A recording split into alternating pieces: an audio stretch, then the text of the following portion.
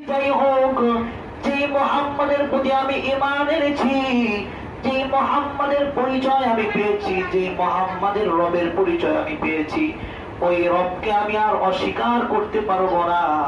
ওই মুহাম্মদকে আমি আর কোশ্চিন কালে অস্বীকার করতে পারবো না। চিল্লায় বলেন সুবহানাল্লাহ। এবার চাচা বলতেছে, ভাতিজা তুমি মনে হয় যাও না, মুহাম্মাদের প্রতি বিশ্বাস স্থাপন করার কারণে তোমার কি ক্ষতি হতে যাচ্ছে এটা হয়তো তোমার জানা নাই।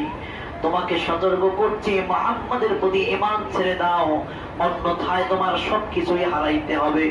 এবার ভাতিজা বলতেছে, চাচা দুনিয়ার সব কিছু পর করতে পারি, দুনিয়ার সব কিছু হারাতে পারি, কিন্তু যে মুহাম্মাদের প্রতি ঈমান এনেছি, যে রবের পরিচয় আমি পেয়েছি, ওই রবকে বলতে পারবো না, ওই মুহাম্মদকে আমি বলতে পারবো না।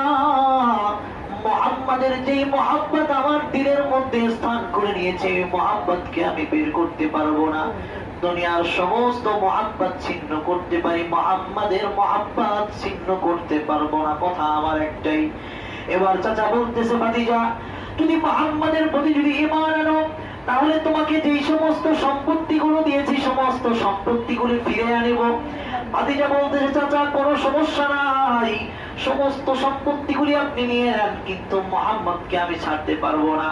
সমস্ত সম্পত্তিগুলো নিয়ে নিল।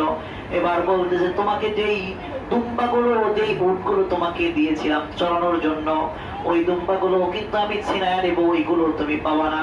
বলছে, ওইগুলো আপনি ছিনায় আর আপনাকে দিয়ে দিব, কোনো সমস্যা নাই।